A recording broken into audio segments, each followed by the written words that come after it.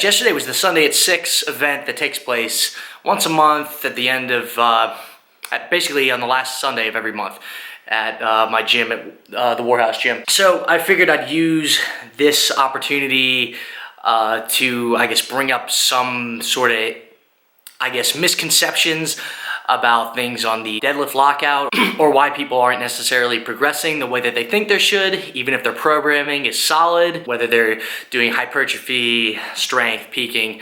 But there's a couple things I think to be noted as to why you might not be seeing the type of results you want strength-wise that are overlooked by a lot of people. And this is, I think, why a lot of people have a lot of struggles hitting that 500-pound deadlift mark, and even further so increasing from 500 to 600. So I'll overlay some of the footage from the deadlift party that I had with a couple guys that were at the gym here.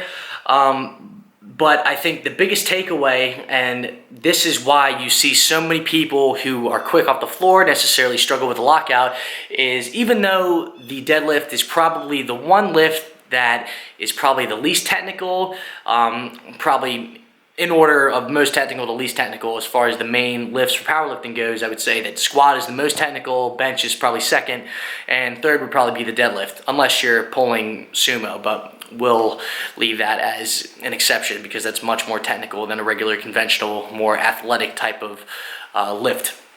But I'll start off by saying I think the big reason a lot of people have struggles with the lockout, and a lot of people end up addressing it by doing movement-specific training. So some people do rack pulls, whether it's above the knee or not. I don't think that they necessarily have great carryover. A lot of the time, people end up basically starting, or pretty much right after they get into that position, end up going into a position with the rack pull that they wouldn't naturally be going into if they were doing a regular deadlift. Some things I do think are beneficial accessory-wise is probably like glute ham bridges. I haven't done these in a while. It's one of those things where I like doing them from the floor, so just load up a bar with heavy weight and basically thrust my hips up against the bar, really trying to drive with my glutes. You really feel in your hamstrings a lot. I think that's a pretty good lift as far as just being able to add a little bit of extra volume to your hamstrings and glutes without necessarily wearing down on your hands a little bit. But the biggest misconception, I think, is people think that it's their lockout that's necessarily the issue. But a lot of the times is that issue ends up being masked by how you start the deadlift in general. So one of the problems is, I guess, with deadlift in general, this lift is pretty much all about leverage and positioning. So you might be sacrificing something like speed off the floor, but a lot of guys who pull really fast off the floor end up shooting their hips up, end up getting loose in the lats, not necessarily retracting the scapula, which is, by the way, a universal cue. So that's just something to remember for both squat, bench, deadlift, and basically squat, bench, and deadlift. But that's going to be a universal cue. But a lot of people end up losing that tightness when they tend to just yank it off the floor. So this is just one thing that, for me, I think rowing has helped a lot with.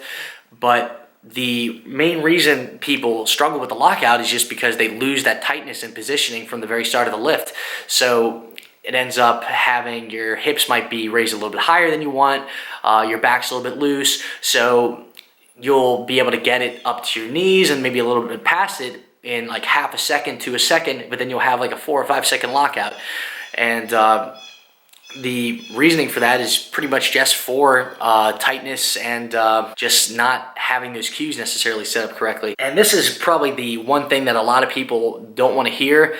Sadly, this is where a lot of people have to check their egos right off the bat, just because nobody wants to hear that their technique is flawed. But that's pretty much what it's all about, is you have to be willing to make those corrections. So I know for me, for the longest time, I had thought that My lockout was just really weak just because I wasn't doing enough glute or hamstring work. Had so much trouble following through at the very end. But as soon as I addressed the issue of just maintaining a little bit more tightness, making sure, and this is a very important point, pulling the slack out the bar prior to you actually lifting the bar off the floor, especially with a deadlift bar, because that rebound is probably gonna dictate how the pull goes entirely. So essentially just stay tight. Focus on those cues, pull the slack out of the bar, make sure your scapula is contracted, and I guarantee you, you're probably going to see a pretty significant difference. It's split up where if you're having a lot of problems at the lockout, probably a fairly low percentage of the time, it's because you're actually weak at the lockout versus you really just need to start off from a better position or have better cues to start with as far as tightness goes. But that's all I got for you guys today. In the meantime, like, share, and subscribe, and I'll talk to you guys on Wednesday.